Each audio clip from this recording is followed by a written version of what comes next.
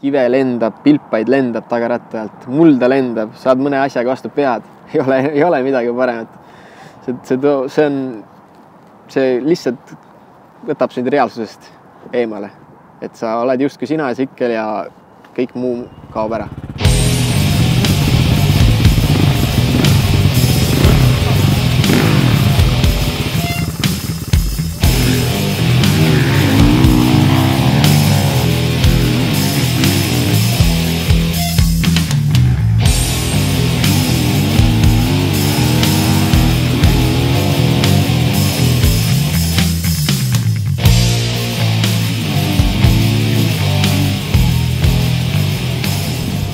Pärast esimesi Vene mootorrattaga sõite sai kohe selgeks, et kõige rohkem mind nagu paelub motocross. Et niisama tänava peal sõitmine ei olegi nii-öelda väga pinget pakkuv, aga metsas turnimine, hüpetesse sõitmine, see oli see, mis mind tõesti paelus.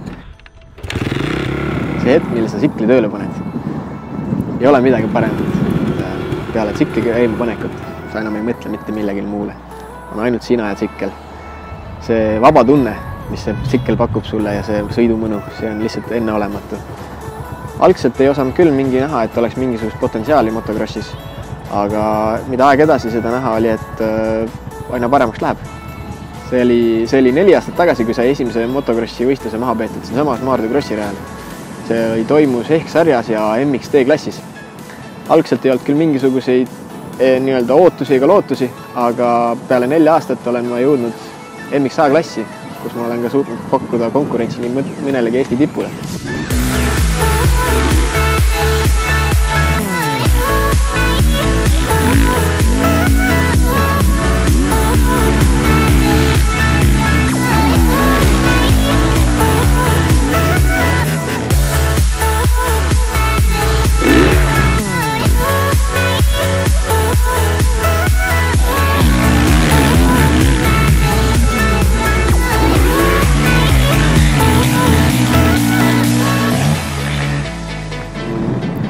See kirg lihtsalt innustab nii kõvasti, et peab nägema vaeva, kuigi ei taha.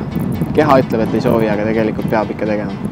Algselt küll motocrossiga mingisuguseid eesmärke endale ei seadnud, aga mida aeg edasi mõistsin seda, et siin on võimalik nii-öelda ka tulemusi teha ja tahaks peale Eesti meistrivõistluste sooviks ka veel kuskil mujal osaleda, kõrgemates klassides, Euroopas näiteks, see oleks unistus.